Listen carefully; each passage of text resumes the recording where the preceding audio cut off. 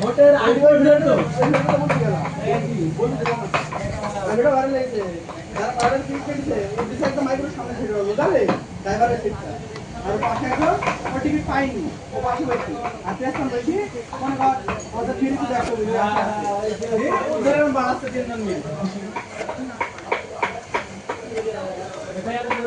না